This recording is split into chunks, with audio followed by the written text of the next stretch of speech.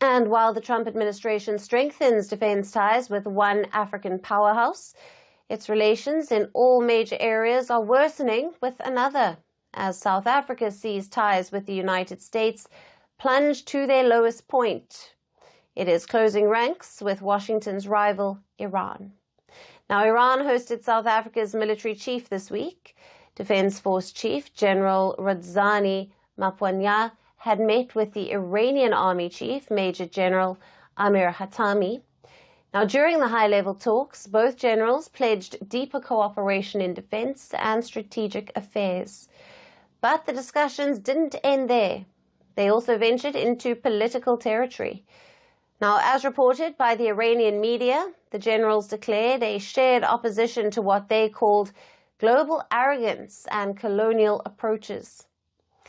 The South African Army Chief said Pretoria and Tehran shared common goals, adding that they stand alongside the oppressed and defenseless people of the world.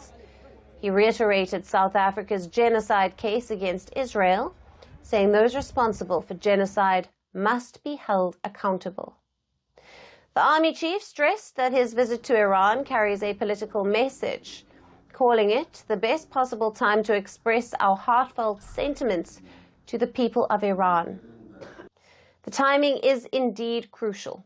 His visit to Tehran comes as South Africa's relations with the US are at an all-time low. President Trump has multiple disputes with Pretoria, including its stance against Israel. But the biggest flashpoint is the accusations of discrimination against South Africa's white minority. This week, the administration released a human rights report claiming conditions in South Africa significantly worsened in 2024, a claim that Pretoria has rejected.